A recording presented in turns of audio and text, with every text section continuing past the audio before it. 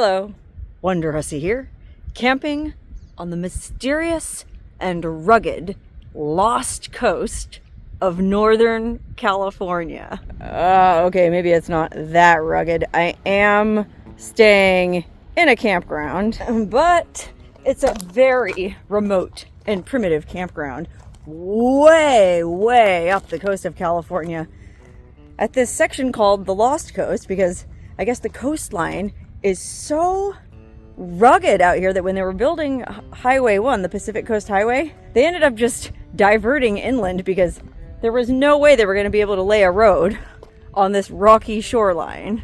So because there are no highways out here, it's kind of this vast, wild chunk of coastline that became known as the Lost Coast.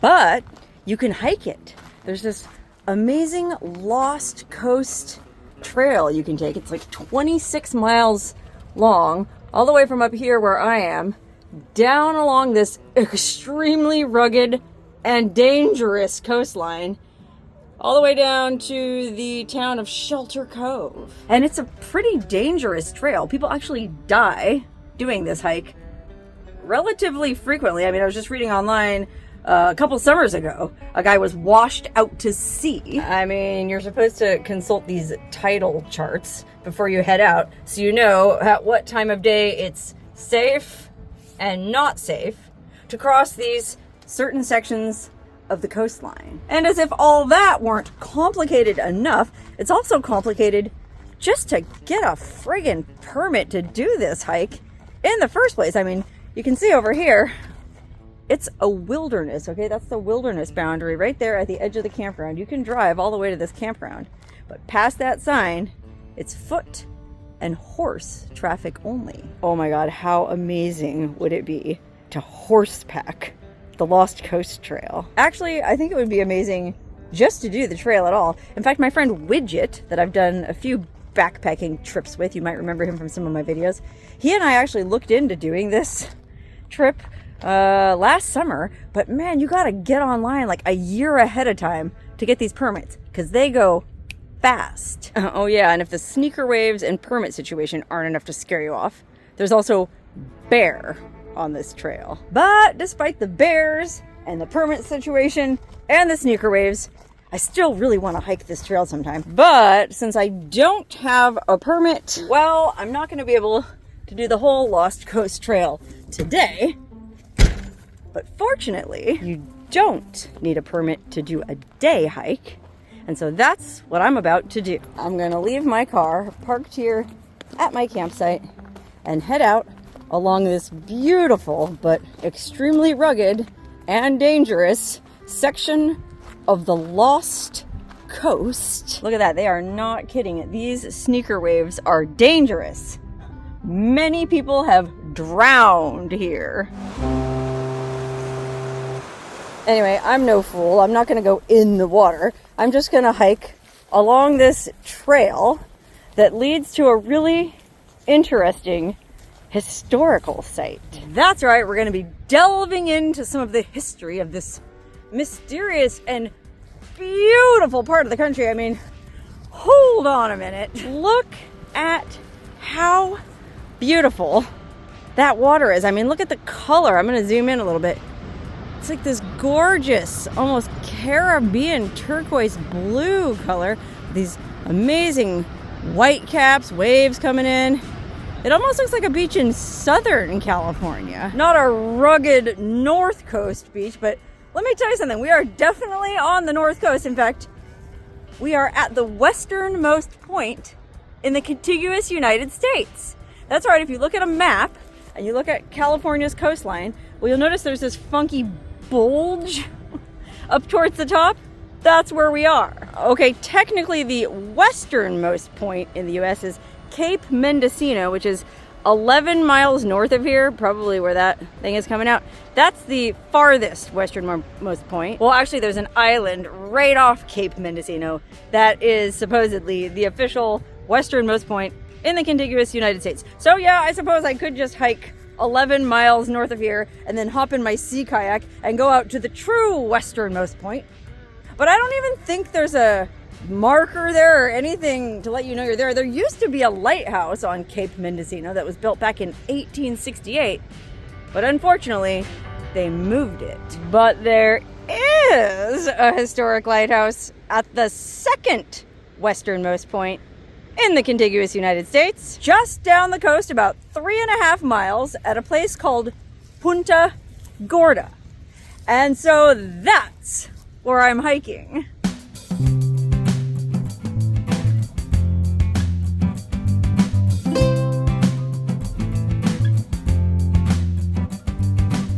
Man, it sure would be a lot easier to hike along the wet, hard, packed sand right where the waves are coming in, because this soft sand is really giving my glutes a killer workout. But as tempting as it is to just walk along the tide line there, I'm not getting sucked in by any sneaker waves. You know, there's no cell signal out here, and I'm hiking by myself anyway, so there's nobody to even call anyone on a cell phone if there was. So I'm just taking a page out of the Navy SEALs handbook, and I am embracing the suck. Although honestly, there really isn't much about this hike that sucks.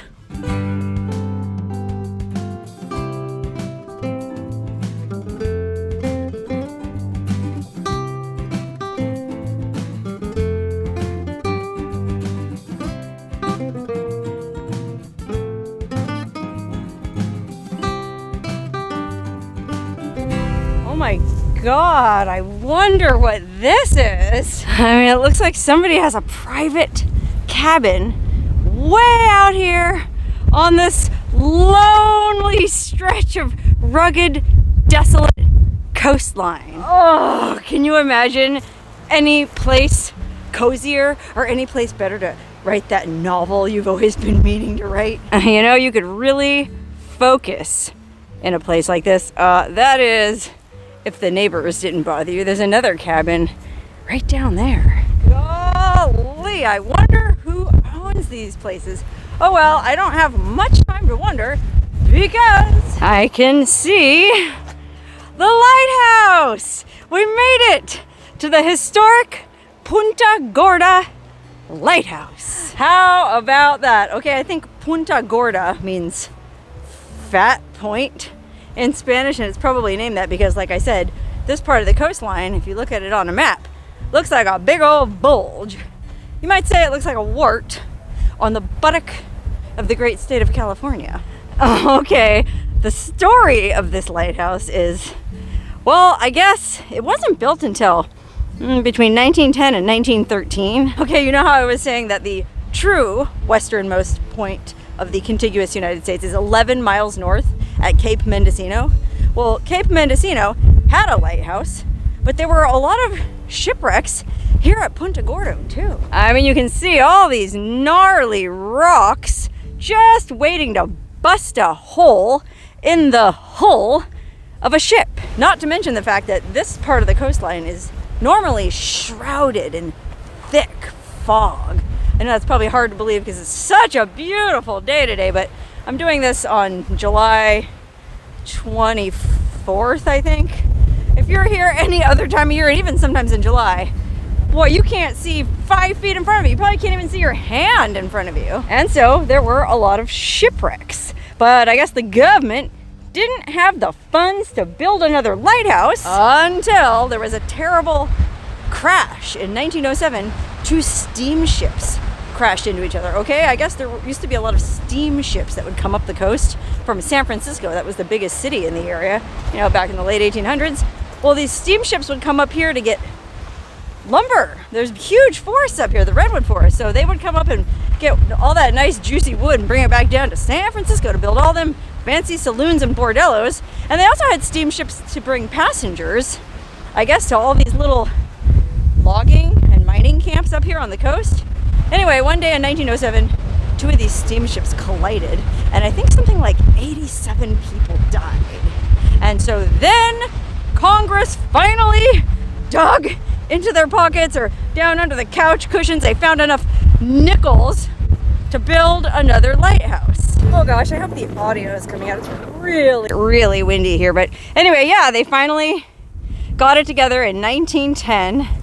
They approved the building of this Punta Gorda lighthouse. And it took a couple years to build it because it's so remote out here. I mean, even today with a modern automobile, it takes like 2 hours to get here from the closest city, which is Eureka.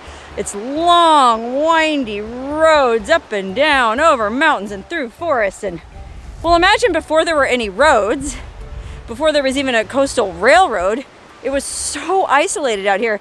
I guess they had to bring the supplies in by mules. Maybe it'll say something about that on this informational sign here. But yeah, just to get the building materials out here was a feat in and of itself. Let's see what this sign says.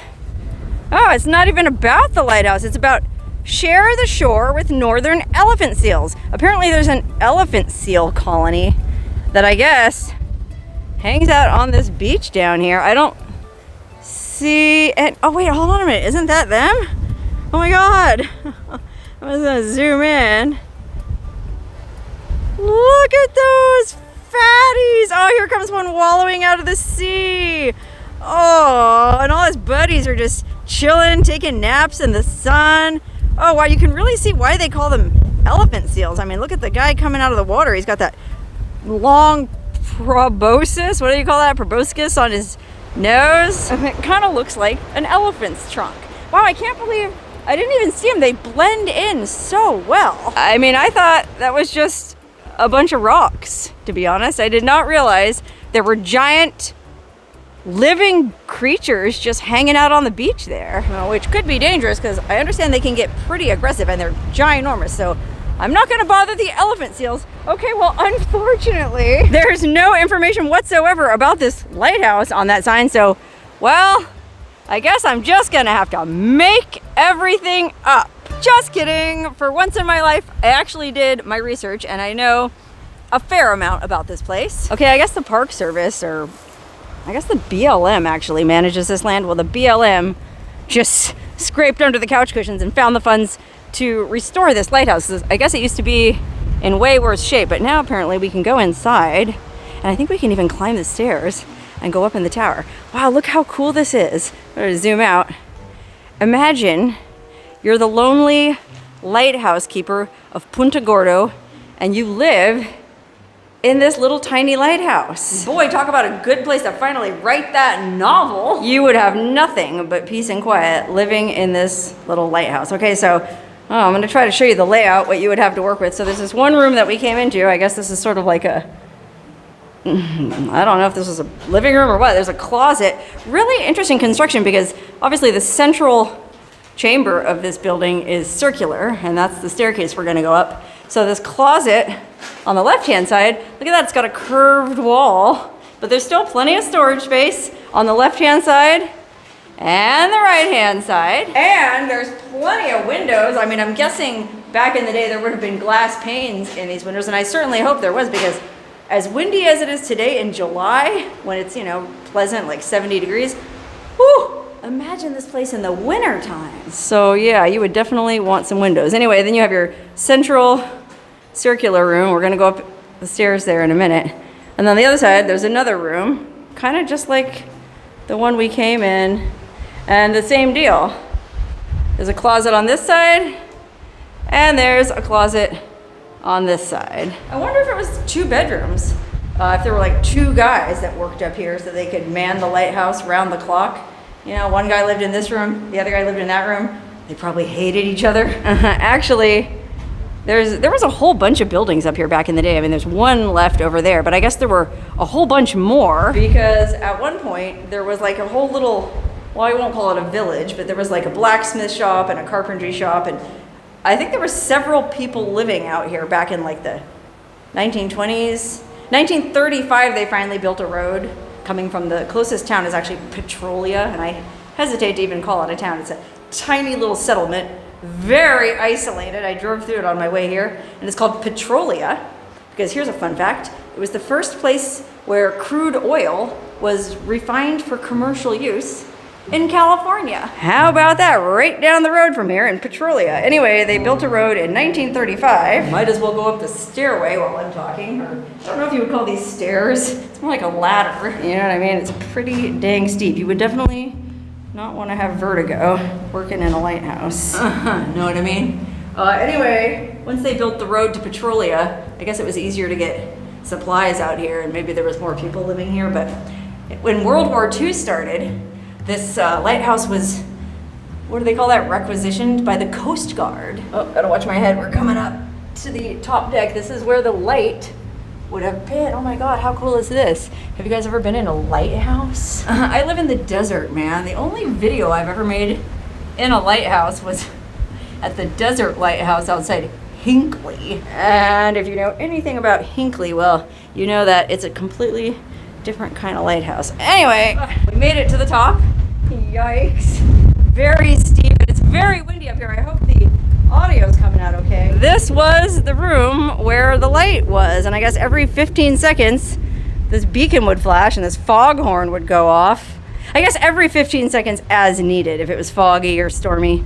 And so presumably somebody had to kind of be on duty to make sure all of that was operating to keep ships from crashing on this rocky, elephant seal covered, foggy coastline. Woo, it's so windy in here. I want to make sure the audio comes out, so I'll just crouch down in the belly of the lighthouse and tell you the rest of what I know about this place. So anyway, it was requisitioned by the Coast Guard, and I guess servicemen lived here during World War II. And again, it was probably, you know, pretty remote. Even though there was a road to Petrolia, it was still a long, gosh, I can't remember, I think it's like 15 miles. And you know, the weather can be so gnarly out here that a lot of times the road was impassable, and so they were probably stuck out here by themselves for days, weeks on end. But you know how these servicemen are.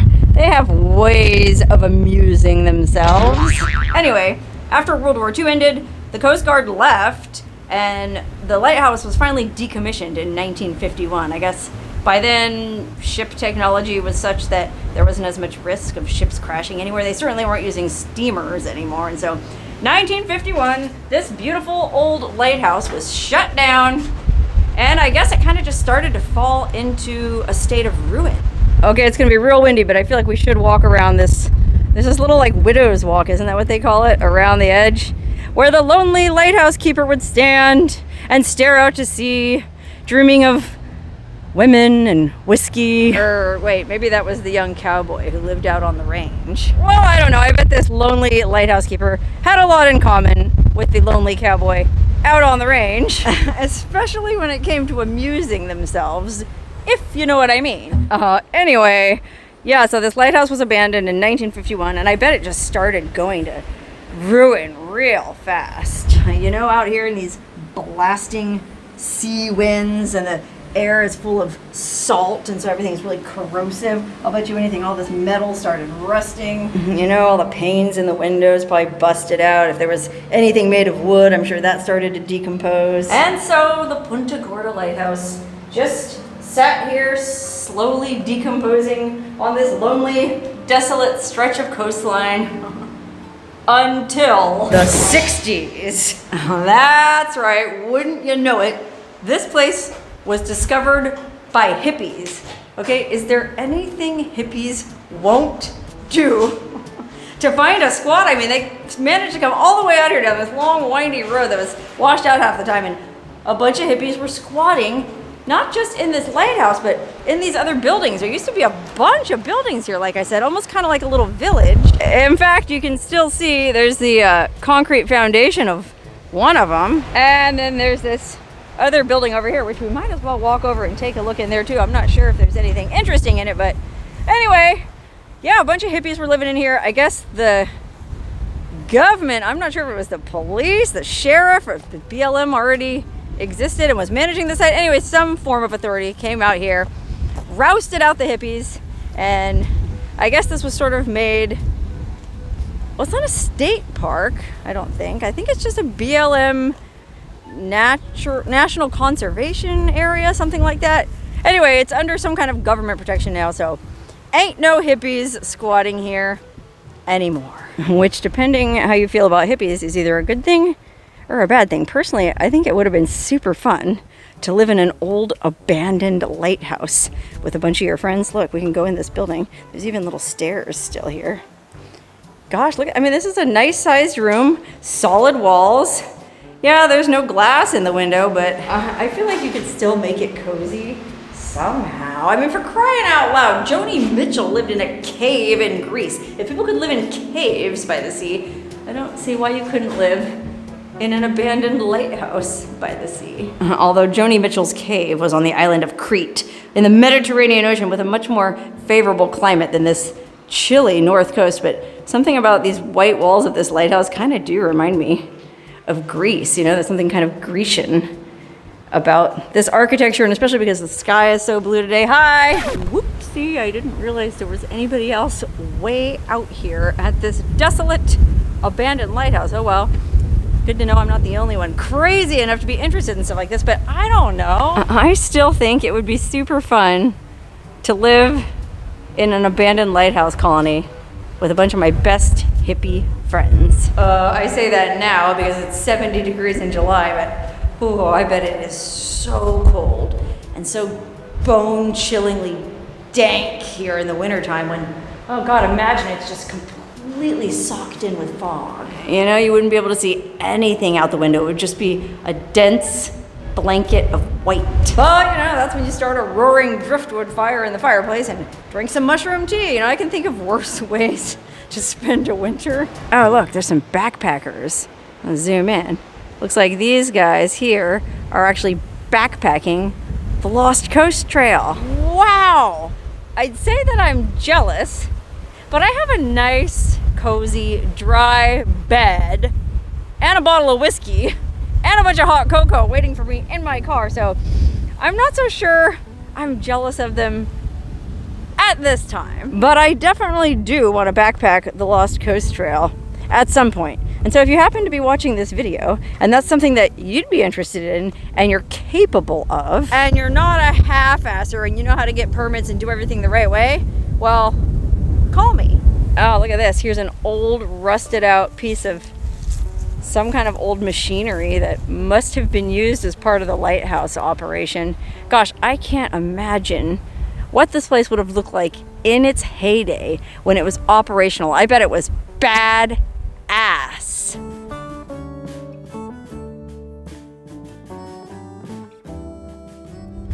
Okay, well, before I hike back to my whiskey, I do kind of want to take a closer look at these elephant seals. Now, I'm not going to approach them.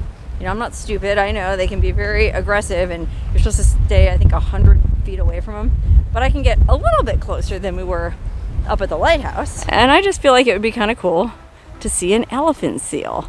You know, God, look at how beautiful this freaking landscape is. I mean, this, I think, beautiful golden grass, this badass historic lighthouse, gorgeous blue sky, turquoise blue ocean, then you got some forest up there on the mountain. Man, I don't care what you say, California is beautiful. You know, I was planning to travel around to Oregon, Washington, Idaho, Nevada this summer, but well, things conspired against me and I ended up having to stay in California. And I must say, I don't regret it one bit.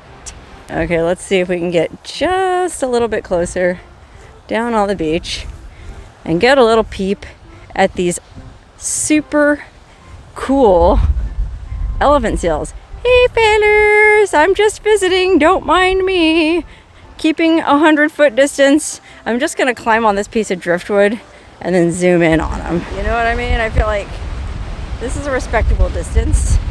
They won't mind me just taking a quick peek. Oh my God, look at that one's nose. He's just totally passed out in the sun, enjoying himself. I have definitely felt exactly that way myself. Okay, I don't want to get too close to these elephant seals. I'm not trying to get them all riled up, but I see something very interesting ahead on the beach that I want to check out before I head back to my whiskey. Oh my God, you guys, I'm not kidding. I think I found a piece of Maybe this is elephant seal fur. I mean, it definitely feels soft and furry. It's not plant matter. And I don't think it's just some piece of litter. I'll bet you anything that's a piece of an elephant seal pelt. How cool is that? It's soft, but it's also very bristly. You know, I'll bet you anything what happened is, I bet these elephant seals get into these huge fights when they're mating. Look, here's another piece. There's a bunch of bits of this elephant seal fur. I bet they get into fights when they're mating and they tear at each other. I mean, there's some pretty big strips of it. Wow, it's all over the place here. Wow, oh, look here. Here's an even better sea urchin. Oh my God, look how beautiful these sea urchins are. Do I look like the Little Mermaid? Okay, sea urchins, elephant seal pelt, none of that is why I'm going over here. I'm going over here because there's this giant hunk of rusted metal on the beach up here, which, believe it or not, I think is an old boiler. I think it's a Scotch boiler from an old steamship called the St. Paul. At least that's what my online research indicated. Apparently another boiler just washed up on the beach somewhere along this same stretch of coast between here and where I'm camped, and some guy posted a picture of it on Reddit and was like, what is this? And apparently there's still plenty of people who work in the boiler industry who were able to tell him exactly what it was.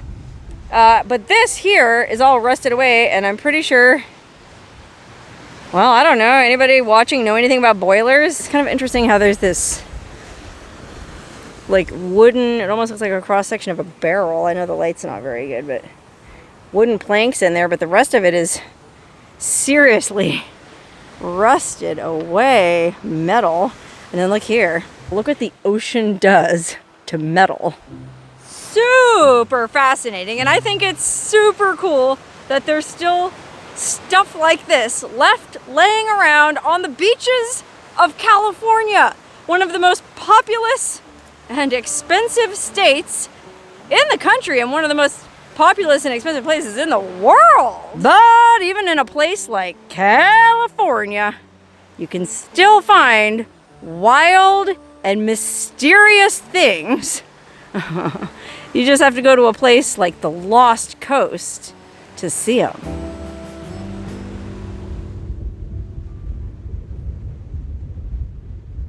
Whew!